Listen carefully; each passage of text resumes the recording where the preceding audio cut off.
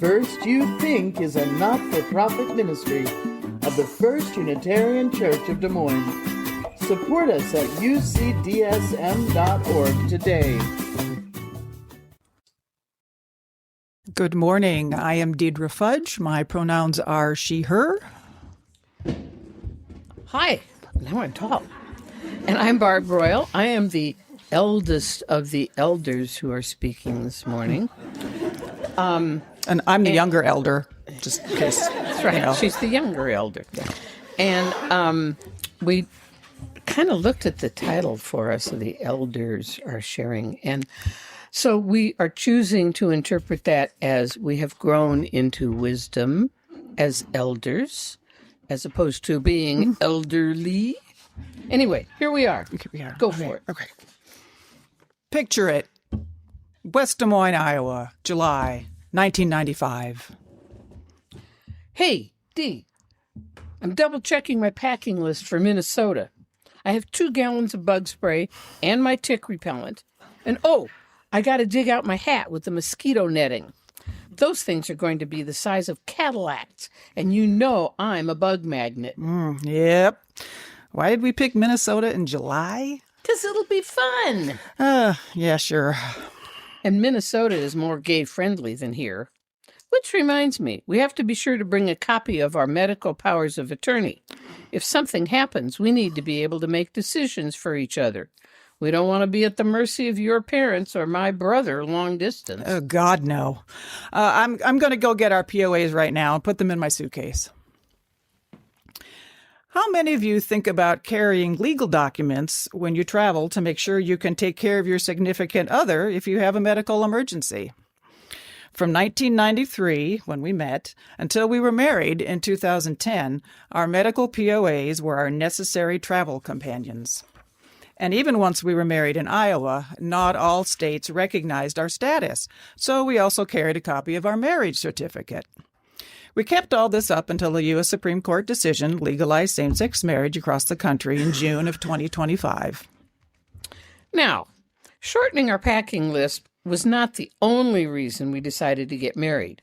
Like many of you, we wanted to simplify our tax filing and also save some money as a married couple.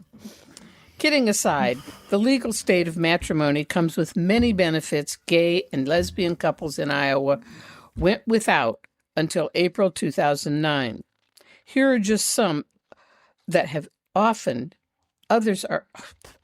here are just some that are often taken for granted by married couples. Inheritance rights. Unmarried couples typically have none. Social Security, survivor benefits. Again, none. Retirement and pension protections. 401ks and pensions automatically go to married spouses. And you got to jump through a lot of hoops if you want to do something else. In health insurance benefits, married people can include coverage for their spouse on their employer's insurance plan. And we've already mentioned taxes and medical decision-making. Personally, when we were married, we both got an emotional boost having our relationship recognized in the same way that most of our friends' marriages were. We felt included in society, having already felt very accepted by this church community. It was a joy to be able to stand in Griffin Hall in front of a room full of family and friends with our minister officiating our legal marriage after 17 years of living together. Now I no longer have to worry that if Deidre ends up in the hospital, her parents could keep me from being with her. It's been amazing to be able to refer to Barb as my wife rather than my partner. Although each time I do with a stranger, it's a new coming out experience. At our wedding, our kids, Sydney and Matt, who stood up with us, promised that if we made it another 17 years, we'd get a special gift of SAS Velcro shoes.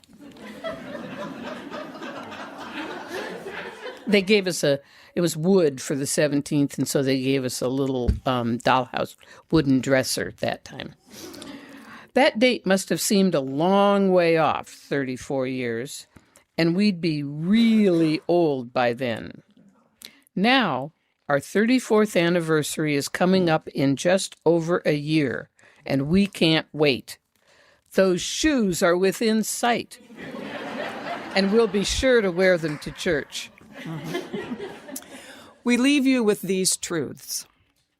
Being part of this church, our married life has been valued. Our married life has been unremarkable in a good way. And our married life will always honor the love at the center of this community. Okay. Hello, my name is David Ross, and my spouse can't be here today. He's not feeling real well, so evidently I gave it to him, So what are you going to do? Anyway, I just wanted to let you know that I've been a member of this church, my spouse and I, for quite a few years, and we came here in a covered wagon. That's what happened. Okay. In the evening of the winter of 1979, I met a person, and I thought, wow, he's cute. And I thought I wasn't good enough for him. I was renting an apartment room from a friend of mine because my previous partner of 6 years had left to become the whore of Babylon. And I wasn't raised like that, okay? So I looked for a love and a lifetime commitment. That's what I was interested in. My ego was on the ground, though, and I didn't think very much of myself or have much self-esteem. Besides, I thought I was 8 years older than he was, and he wouldn't be interested in a person that was older and damaged goods. So, but I was to find after dating him for 9 months that my ego had healed, and that I was taken by the most kind and good-looking person I had ever met. We moved into an apartment together because I was still skeptical. After a year, I realized that I had found the one person that I wanted to annoy for the rest of my life. And, of course, he would probably annoy me. So, we had a 30-year engagement. Then in 2009, the Supreme Court passed the marriage rights bill. We could finally get legally married, and now we would have the same protections that every straight couple enjoyed. I have to admit that I never thought anything like this would ever happen. Now, I was not afraid that if I died, my family would not try to take everything away from him, and that if I was ill, and he would be pushed out of the hospital room, and because he was not part of my family. Most people didn't realize at the time that using the word marriage was a key to obtaining the over 200 lawful benefits that was offered to every American couple. So now I can say that my spouse and I are now not part of a civil union, that we are married. And I still my beautiful, kind spouse that I will stand by and love for till the end of my days. I'm going to read you what he had to write, too, so you'll get a little bit of that as well. You can't be here. Growing up, I told my parents I was never going to get married. I guess instinctively I knew that it wasn't an option for me, and I began to understand that I was gay. But I always wanted to believe that I would find the soulmate in someone that I could share my life with. I met a very special person through a mutual friend, Rich, and David was older than me, and he had a good job and was a stable person. He was very funny and good. I mean, really good at talking.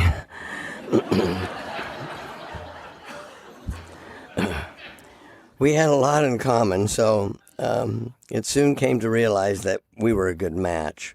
We moved into an apartment together on July 28th of 1979, which we now recognize as our anniversary because we had made the commitment, and began building our lives together. Sometime within the next year, we realized that we needed to protect each other legally. Harvey Harrison here at the church helped us to do that within the laws that existed at the time. When marriage equality became a reality, we were so happy to be able to formalize our commitment to each other and also have the legal representations as spouses. Following our 30-year engagement, we had the joy to have Mark Stringer, our pastor at the time, conduct our 2 weddings. Says we had a small ceremony in May of 2009 in his offices to complete the legal paperwork required for the state of Iowa. Then in August of that year, we had a wedding here at the church where we could share the event with our family and friends. Our families came from all over the country to be here, which was really nice.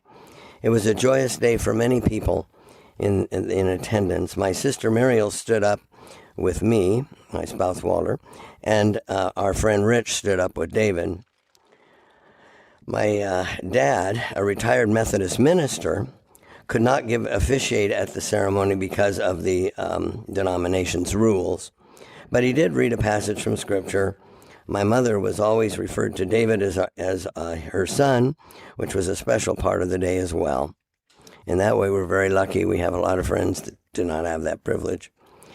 Now, 17 years later, I feel natural and right to call my spouse my husband.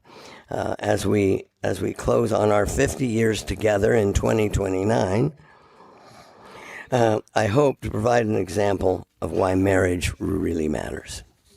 Thank you.